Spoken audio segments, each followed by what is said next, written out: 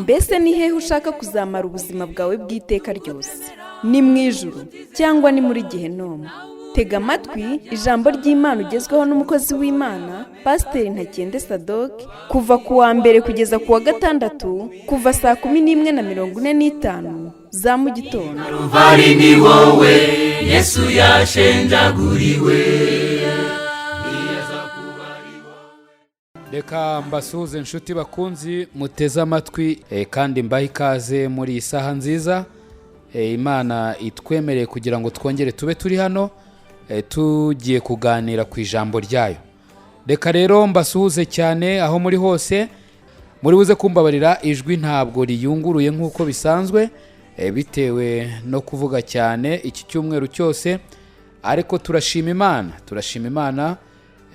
Imana ni nziza kandi Imana ni urukundo. Iyo rero umuntu agiriwe ubuntu bwo kuba mu ijambo ryayo ni umugisha. Uwo mugisha rero narawugize muri iki cyumweru cyose. Ubwo rero ndashima Imana cyane. Ntabwo nshobora kubona uburyo mbabwira umunezero mfite kubw'urukundo rw'Imana kandi tubona binyuze mu ijambo ryayo ndetse no mu byo yadukoreye, ndetse turubona buri munsi urukundo rw'Imana turarubona. Reka rero mbashimire cyane kandi mbahe ikaze, ariko kandi mbabwire ko ntari njyenyine, ahubwo ndi kumwe n'umushyitsi nawe agiye kutubwira ijambo ry'Imana mu kanya dufatanije. Ntabwo ari umushyitsi cyane, nabibwira muri buze kumumenya. Ndasaba rero mumfashe duce bugufi dusenga Imana, hanyuma ndagaruka tumwakira atugezaho n'ijambo ry'Imana. Reka dusenga Imana. Mana nziza, reka tugushime kandi tuguhimbaze kubw'ineza yawe n'urukundo rwawe. Uri mwiza kandi ineza yawe ntirondoreka. Kuba duhumeka ni ukubera urukundo rwawe, kandi kuba dushobora kugushima ni uko hari icyo wadukoreye Mana. Warakoze rero kubw'urukundo watugaragarije ubwo Yesu Kristo yapfaga ku musaraba, kandi impamvu yapfuye kwari ukugira ngo abazamwizera bose be gupfa kubw'ibyaha byacu, ahubwo binyuze mu rupfu rwe twebwe duhabwa ubugingo buhoraho. Mana rero warakoze, ntabwo twari dukwiriye, ariko warabikoze kuko uri urukundo. Niyo mpamvu natwe tutagira isoni zo kugushima kandi tutagira isoni zo kugukorera no kuhamya yuko uri umwami. Rero kuri uyu mugoroba tugushimiye amahirwe wongeye kuduha yo kuba tugiye kwiga ijambo ryawe. Cisha bugufi imitima yacu, twebwe abari hirya no hino ndetse natwe abari hano muri studio, buri muntu wese ugiye gutega amatwi iri jambo, Mwami umugirire neza kugira ngo amatwi ye y'umutima afunguke, yumve kandi yumvire, akore icyo ijambo ryawe rimubwira. Natwe abari hano tugirire neza, utwuzuza ayo magambo yawe ubwoko bwawe bukeneye, twe kuvuga ibyacu ahubwo tuvuga ibyo tubwirijwe nawe. Mana turagushimye ko wumva gusenga kwacu kandi ko witeguye gukora byinshi birenze ibyo tugusabye. Tubyambaje twizeye mu izina rya Yesu Kristo umwami wacu, amen. Pastor, you can introduce yourself a little bit again and then continue with the message. Very good. It's good to be with you again. Ni byiza kongera kubana namwe nanone. Some of you remember a few weeks ago I was here. Abenshi muri mwe murabyibuka ibyumweru bitari byinshi bishize nari ndi hano. And I shared with you on Friday night. Hari ku wa gatanu nanone igihe twasangiraga ijambo ry'Imana. For those who missed that program, ku batarabonye amahirwe yo kumva icyo kiganiro rero, my name is Pastor David. Izina rye yitwa Pastor David. I am a missionary in Uganda. Akaba ari umumisiyoneri hariya mu gihugu cy'Ubugande. I stay in Kabale. Akaba aba i Kabare. And I work with the Baptist churches. Akaba akorana umurimo n'amatorero y'Ababatista. I work with teaching and preaching. Akora by'umwihariko umurimo wo kwigisha no kubwiriza. And I try to help national pastors with their churches. Kandi akagerageza gufasha abapasteri bo mu bihugu aho batuye n'aho bakorera umurimo hose. So it's good to be with you again. Rero ni byiza kongera kubana namwe. I always appreciate the opportunity to share something from the Word of God. Buri gihe nshima Imana kubw'amahirwe yo kusangira n'abantu b'Imana ijambo ryayo. Tonight I want to look at something from the book of Titus. Kuri uyu mugoroba ndashaka ko tureba ku kintu kiri hano mu gitabo cya Tito. Here we have a book written by the Apostle Paul. Iki ni igitabo cyanditswe n'intumwa Pawulo. It's somehow similar to the book of 1st and 2nd Timothy. Ni igitabo kijya gusa n'urwandiko rwa mbere n'urwa kabiri bya Timotheo. It's a book written to young pastors. Ni igitabo cyandikiwe abapasteri baje vuba mu murimo. It's written to churches. Ndetse rwandikirwa amatorero. To help to strengthen and encourage. Kugira ngo aya magambo abafashe kubagaruramo imbaraga no kubasubizamo intege. To help us to know what a Christian should look like. No kubafasha kubona icyo umukristo akwiriye kuba aricyo. And especially a Christian leader. Kandi by'umwihariko umuyobozi wo mu buryo bwa gikristo. Now, if you're not a Christian leader, noneho rero niba utari umuyobozi wo mu buryo bwa gikristo, we should all try to be the best Christians that we can be. Nabwo dushobora kandi dukwiye kugerageza kuba abakristo beza dukwiriye kubabo. So I think there's a lot of practical things here for us. Nkaba ntekereza ko rero hari ibintu byinshi bikora ku buzima bwacu twakwigira muri iki gitabo. Because we are all the same. Kuko twese turi umwe. We are all humans. Twese turi kiremwa muntu. We share a similar nature. Dufite kamere imwe dusangiye. And we all have similar struggles. Kandi dufite n'ingorane cyangwa se biturushya bisa. I want to look in Titus chapter 3. Ndagira ngo turebe muri Tito igice cya 3. And I want to read verse number 3. Ndasoma umurongo wa 3. He says, "But we ourselves also were sometimes foolish, disobedient, deceived, serving divers lusts and pleasures, living in malice and envy, hateful and hating one another." Haravuga ngo kuko natwe kera twari abapfapfa tutumvira kandi tuyobagurika turi mu bubata bw'irari iribi n'ibinezeza bitari bimwe, duhora tugira igomwa n'ishyari, turabo kwangwa urunuka natwe twangana.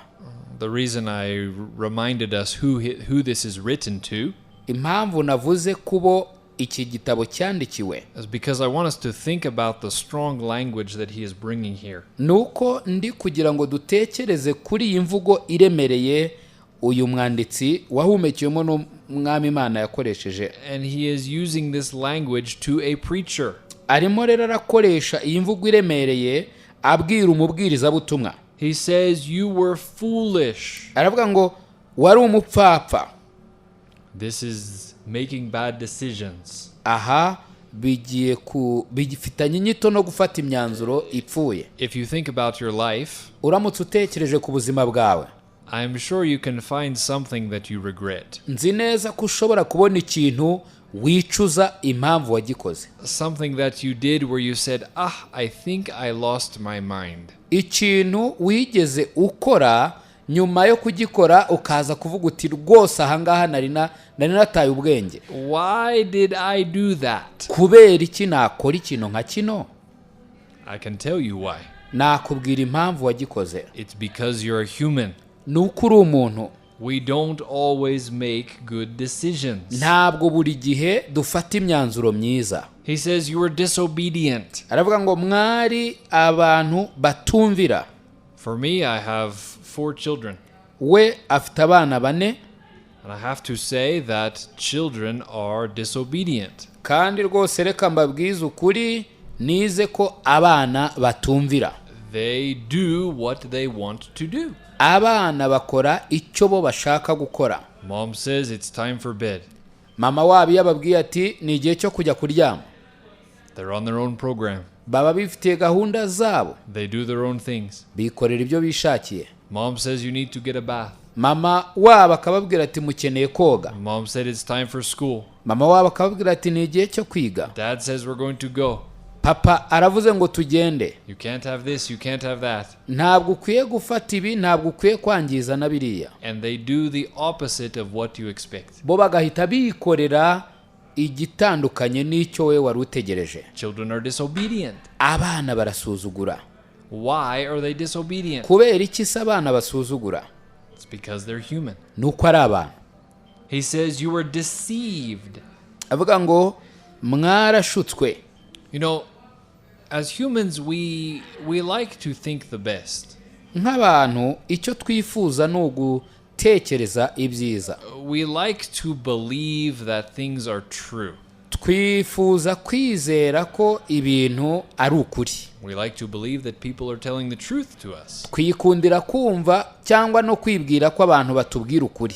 I'm sure you can think where someone says, "Oh, this is a good deal." Ndizera yuko ushobora nawe gutekereza mu buzima bwawe ukibuka aho umuntu yakubwiye ngo ahangaha rwose urabuguze neza. If you do this, Ibi nubikora you're going to make money. rwose uzunguka. Oh, if you go there, you're going to get this special thing. Nujya hariya uri buboneyo ikintu cyiza. And we found we were deceived. Wajya kureba ku iherezo ugasanga wibeshye. They were lying to us. Bari barimo bakubeshya. We want to believe the best, Twumva dushaka kwizera ibyiza birutaho, but we often find there is no truth. ariko akenshi tugasanga nta kuri. He says we were serving divers lusts. Aravuga rero ngo twarwaga n'amarari atandukanye. We were living by how we feel. Twabagaho ubuzima bwacu dukurikije uko twebwe amarangamutima yacu You abitweretse. know, this is the simple way to live your life. Hano hari uburyo bworoshye bwo kubaho ubuzima bwawe. If I want to eat a certain food, Niba numva nshaka kurya ibyo kurya runaka, I'm going to take it. nkabirya. If I want to go to this place, Niba nshaka kujya ahantu runaka, I'm going to do it. nkahita njyayo. If I want to have this car, Niba numva nshaka kugura iyi modoka, I'm going to have it. nkahita nyibona rwose. If I want to go here, if I want to do this, I'm going to do it. Niba nshaka kujya hariya, niba nshaka gukora iki, ngahita ngikora. Whatever makes me feel good. Ikintu icyo ari cyo cyose gituma numva nguwe neza. My wife was telling me a story Mudamu wanjye yari ari kumbwira inkuru about a man who had some property. ku mugabo ufite ubutaka. And beside his property was an old abandoned building. Noneho iruhande rw'ubwo butaka bwe hari inzu ishaje, ariko kandi baranayitaye, barayivuyemo batayibamo. And some developers wanted to tear it down and to build new buildings. Noneho hari abantu bashakaga kuyishyira hasi bakubaka indi nzu nziza nshyashya. They wanted to build some new houses, some new development. Bashaka kuhubaka amazu mashya, bakashyira mbese ibintu bijyanye n'iterambere. And the man was unhappy.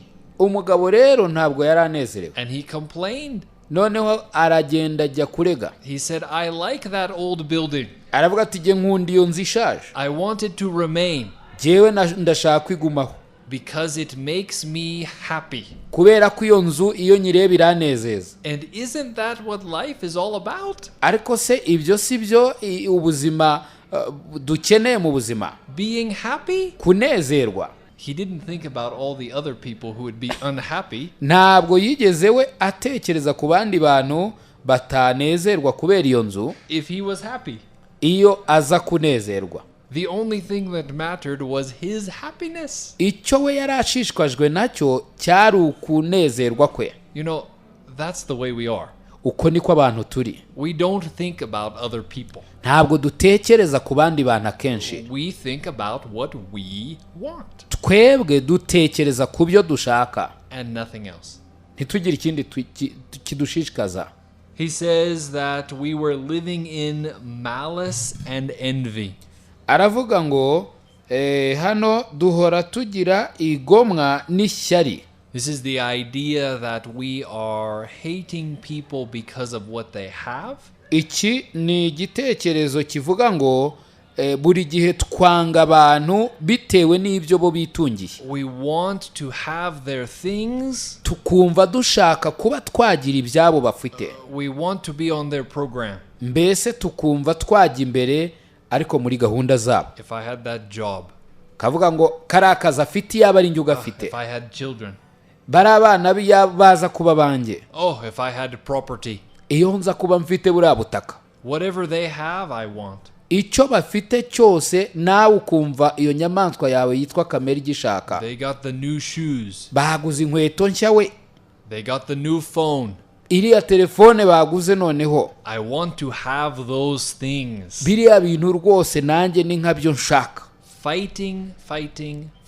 Tukarwana. To be better than our neighbor. Kugira ngo tube beza cyangwa se dutunge byiza kuruta ubaturanyi bacu. To have what other people have. Ngo tugire ibyo abandi bafite. And to be better than them. Kandi noneho tukanabarusha. This is human nature.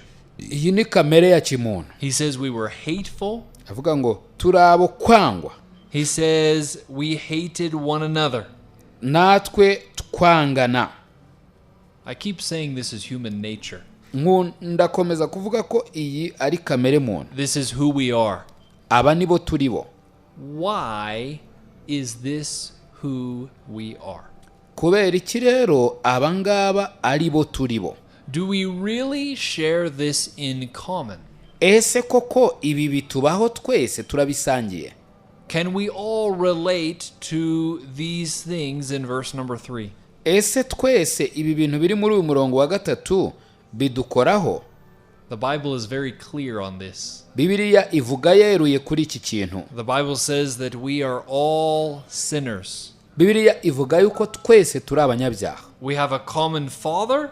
Twese dufite papa umwe. We have a common ancestry. Twese dufite abakurambere bamwe. And because of this, kandi kubera iyo mpamvu, we have a common disease. Twese dufite indwara y'icyorezo imwe. And that is a sin nature. Kandi iyo ndwara ni kamere y'icyaha. A sin nature is our going against God. Kamere y'icyaha ni kamere irwanya Imana. Man chose to disobey God's laws. Umuntu yerekana ugusuzugura cyangwa kugomera amategeko y'Imana. Adam chose to eat of the fruit. Adamu yahisemo kurya ku giti Imana yamubujije. And now man is on his own way.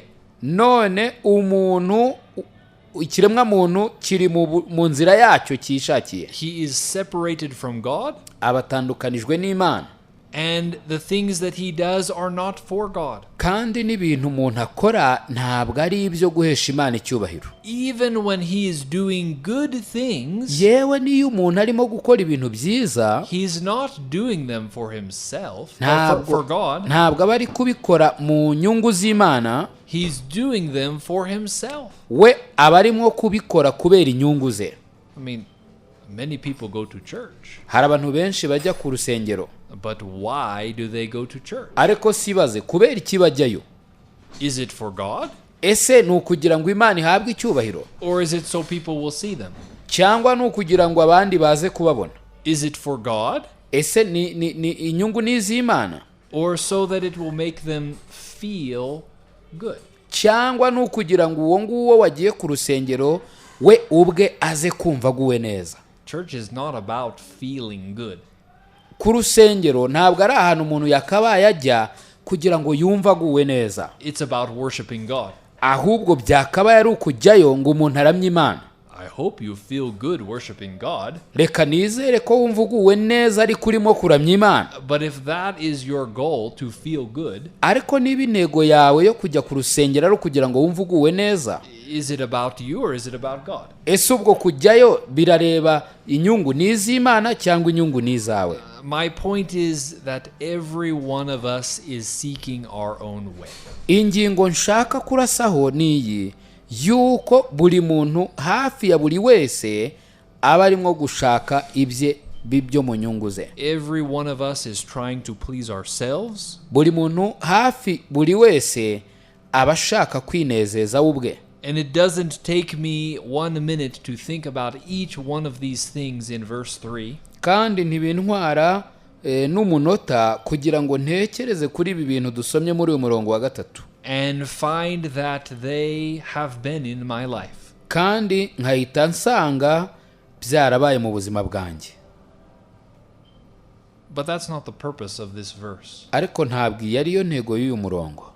It's to remind us of what we used to be. Ahubwo uyu murongo icyo uri kutwibutsa ni uwo twari we. If we are truly a Christian. Niba koko turi abakristo nyabo uyu munsi wa none. He says we were these things.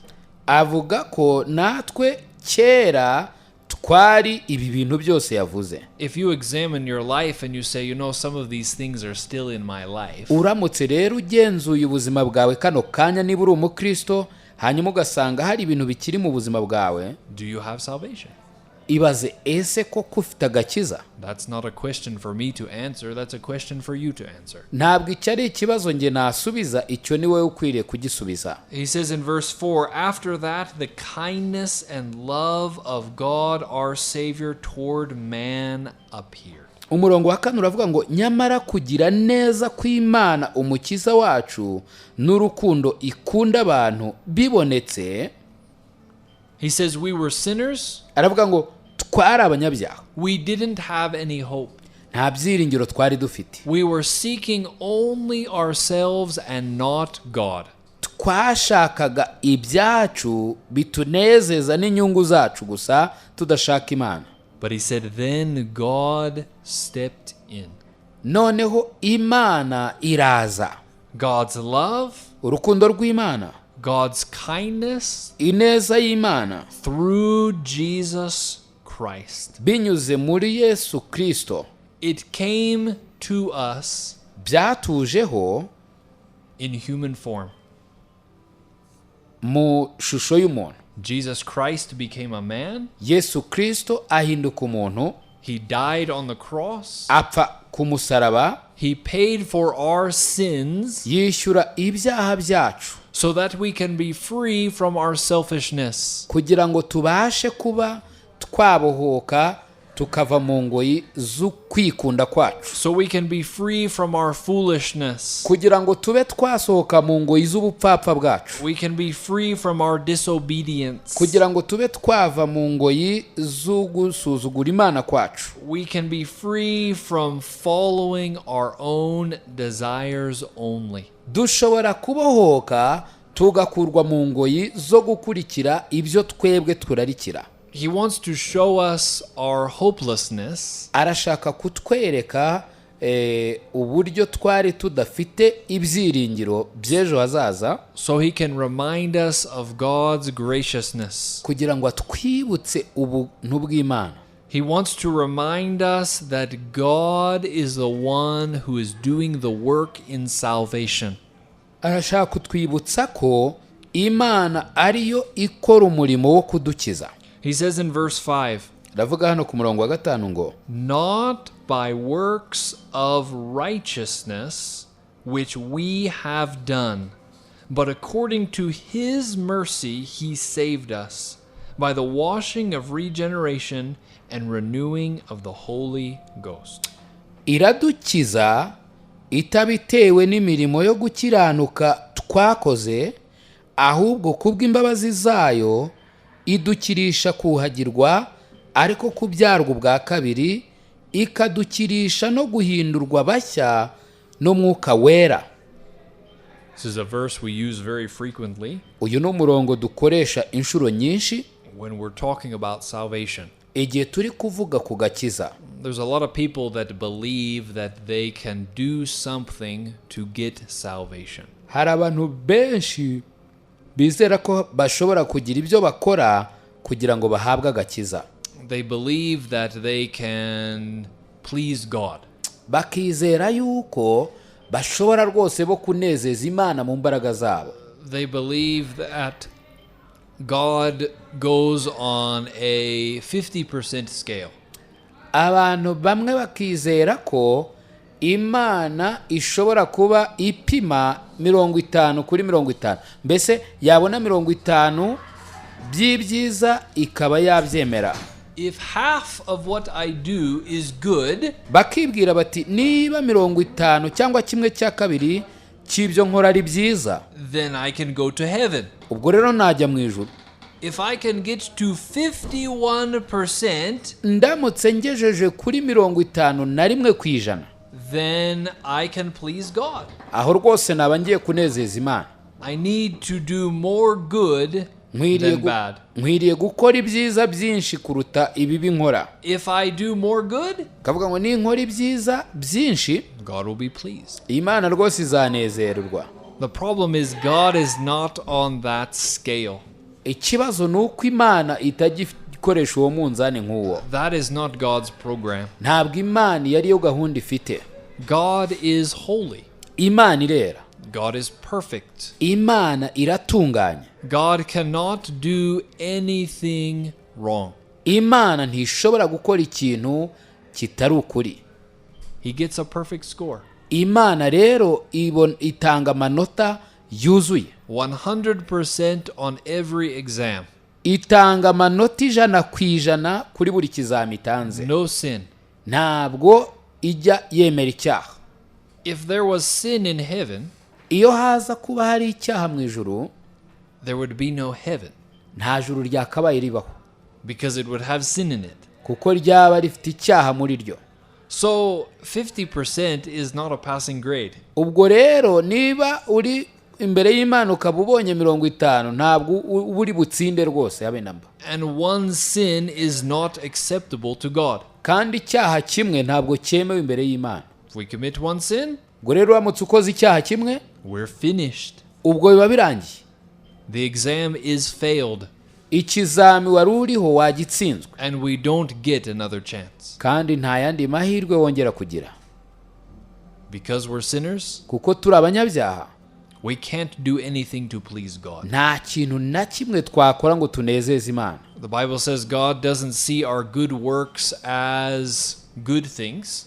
Bibiliya ivuga yuko Imana itareba imirimo yacu myiza ngo iyibone nk'aho ari ibintu byiza. He sees them as bad things. ahubwo yo iyibona nk'ibintu bibi. He sees our good works as disobedience. ibona imirimo yacu twita myiza nk'imirimo y'agasuzuguro. He sees our good works as failure. ibona imirimo yacu myiza nko gutsindwa kwacu. If that doesn't make you feel hopeless, ibyo rero bitumye utiyumva ko ibyiringiro ari ntabyo, I don't know what will. sinzi icyakwemeza ko hatari ibyiringiro mu mbaraga cyangwa mu byo ushoboye. But that's okay. ariko naho nta kibazo gihari. It's okay to feel hopeless. ntacyo bitwaye kumva ko ibyiringiro ari ntabyo. It's okay to be in despair. ntacyo bitwaye kumva ko ibintu byacitse. Because when we realize that we can do nothing for salvation, kuko iyo dusobanukiwe neza ko ari nta kintu namba twakora kugira ngo twironkere agakiza, then we can see that Jesus Christ did everything. aho niho dushobora kubonera ukuntu Kristo yakoze buri kimwe. He says it's not by those works of righteousness, hano yavuze ngo si kubw'imirimo myiza yo gukiranuka twakoze, not by our trying to please God, ntabwo ari ukugerageza kunezeza Imana kwacu yabonye, but instead it's by God's mercy. ahubwo ni kubw'imbabazi z'Imana. Mercy is when we are not given what we deserve. imbabazi ziza cyangwa se iyo zivuzwe nuko umuntu aba adahawe icyo yari akwiriye.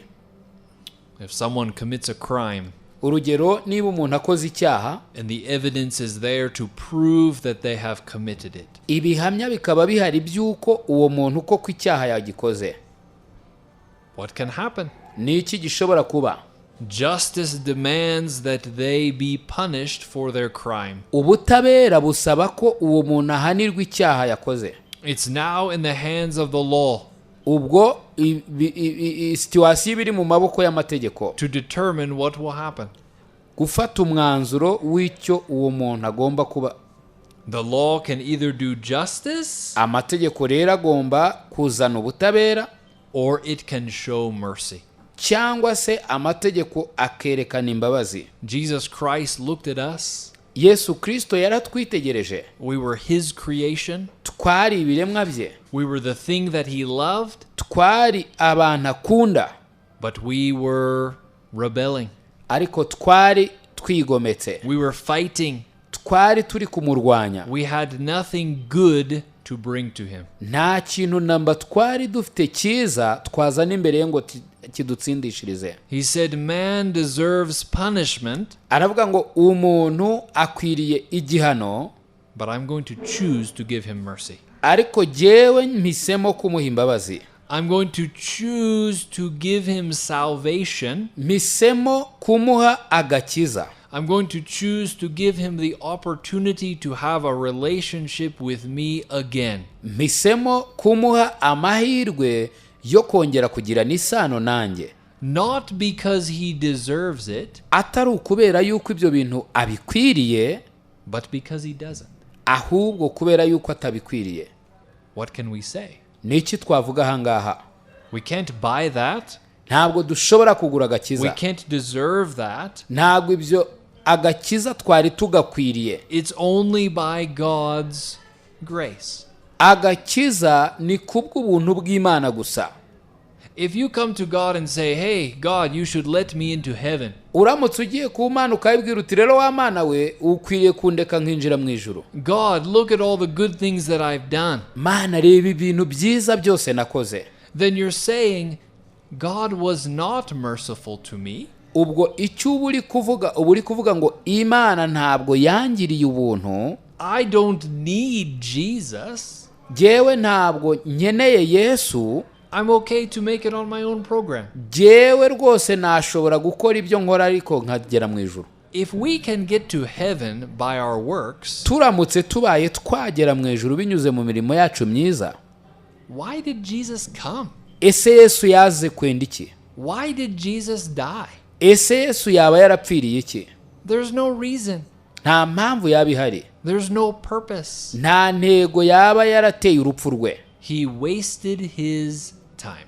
Yaba yarapfushije igihe cy'ubusa. He says we are saved Aravuga ngo twarakijijwe by the washing of regeneration. dukijijwe no kuhagirwa. The idea here is that our genetic structure Igitekerezo kirimo hano ni uko uturemangingo tugize umubiri wacu, our DNA, cyangwa se icyo bita mu ndimi z'icyongereza DNA, is changed. cyangwa se amaraso aduhuza n'umubyeyi wacu arahinduka. Who we are was sin. Uwo twariwe cyari icyaha. Spiritually we were dead.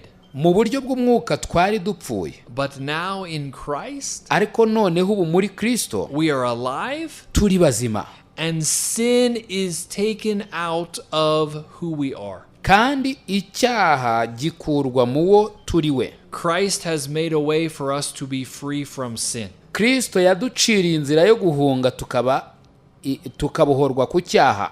He washed us and he made us clean in his blood.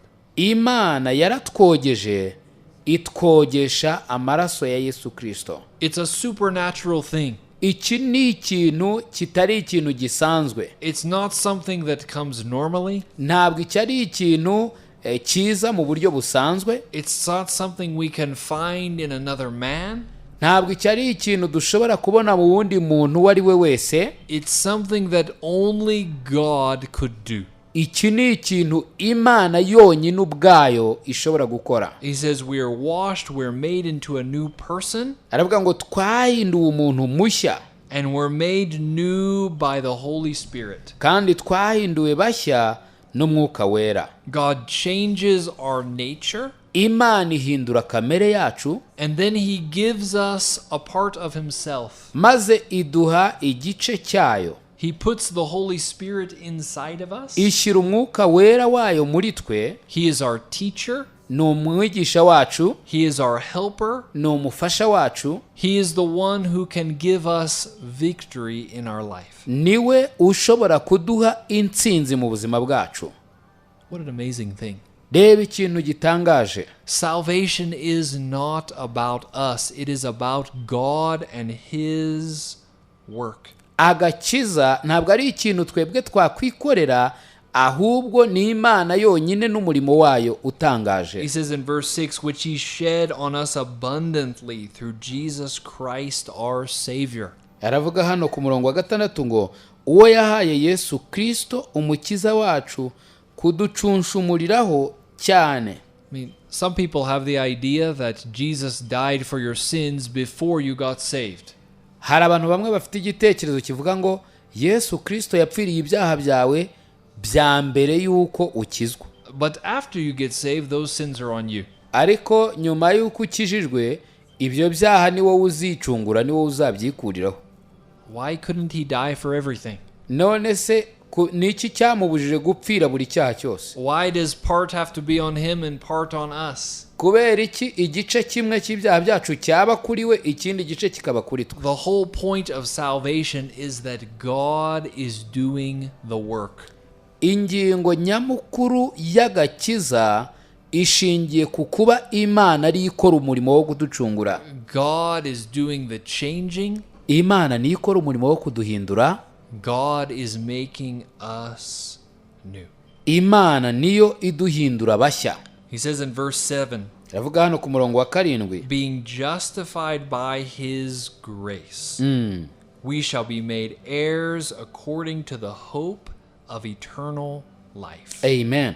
Kugira ngo dutsindishirizwe n'ubuntu bwayo, duhere ko tube abaragwa, dufite ibyiringiro byo kuzahabwa ubugingo buhoraho. The word justified Hano ijambo gutsindishirizwa is a legal term.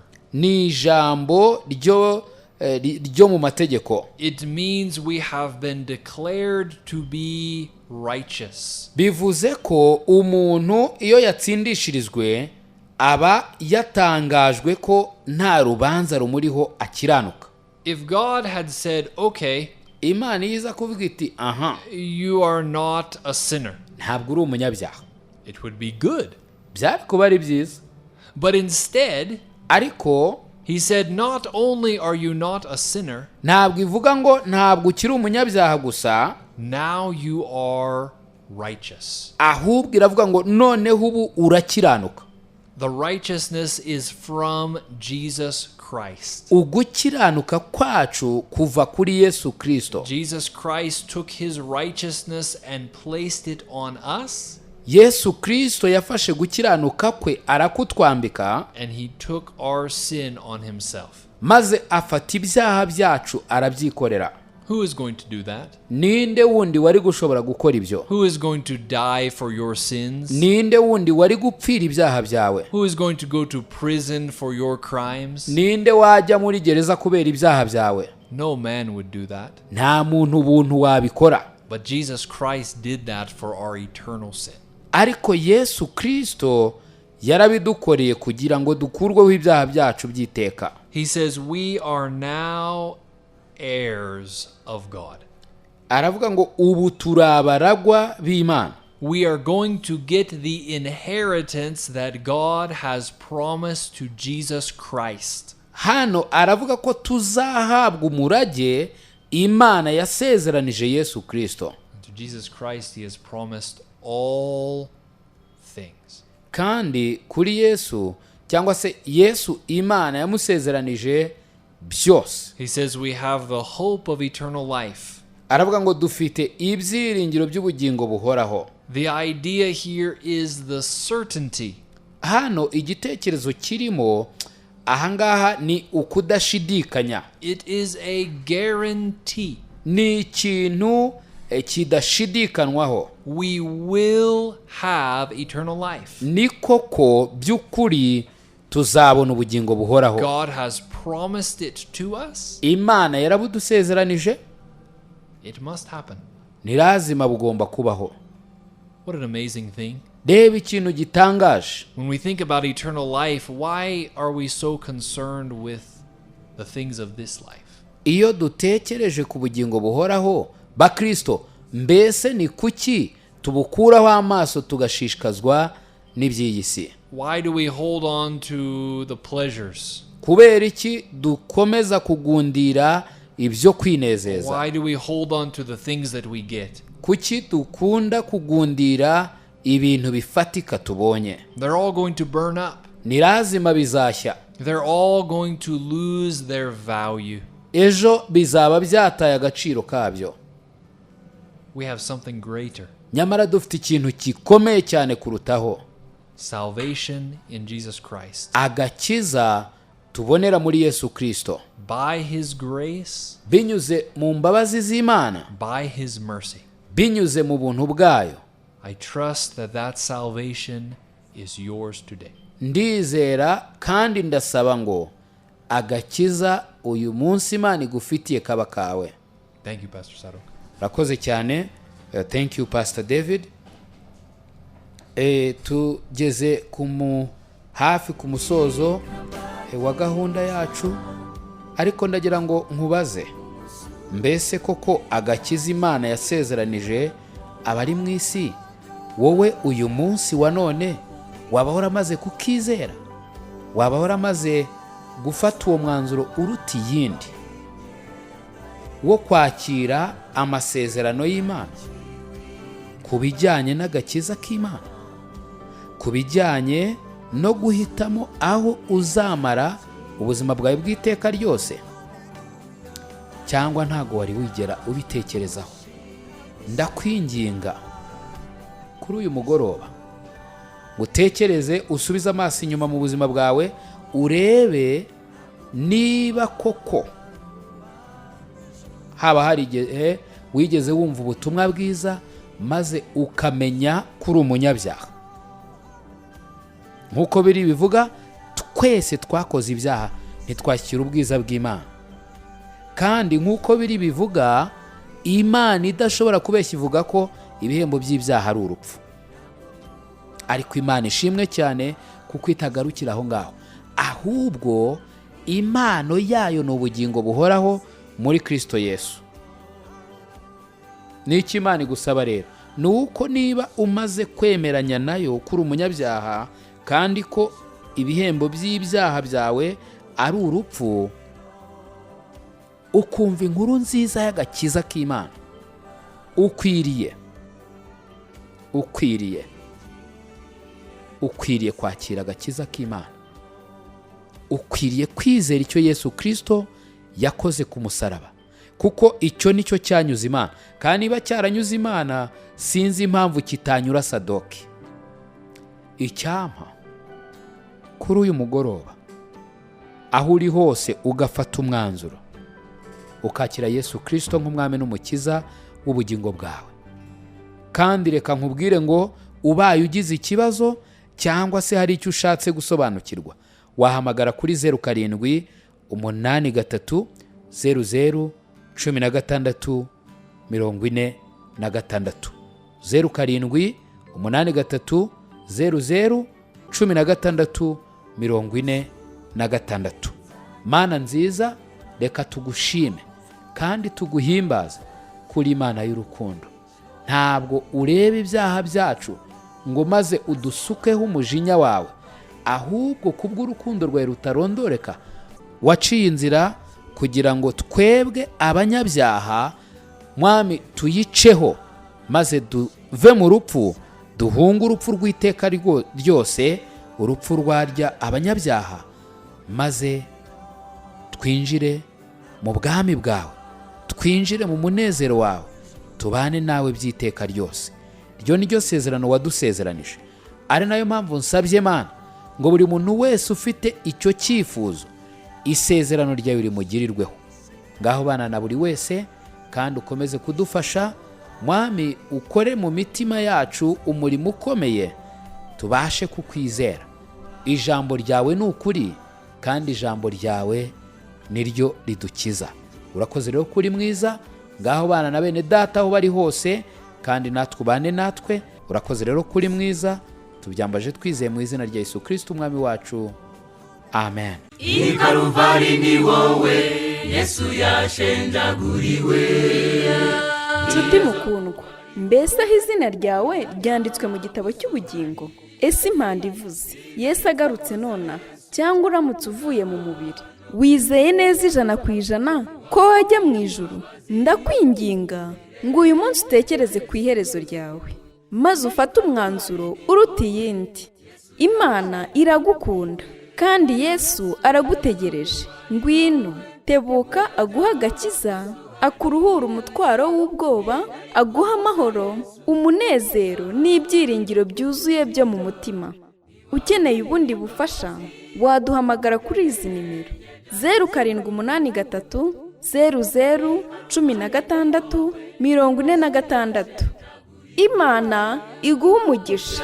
Kuba ari wowe munyabyaha gusa uhari, ntibyari kubuza Yesu kuza hano kugupfira, niwaburira imbabazi ku birenge.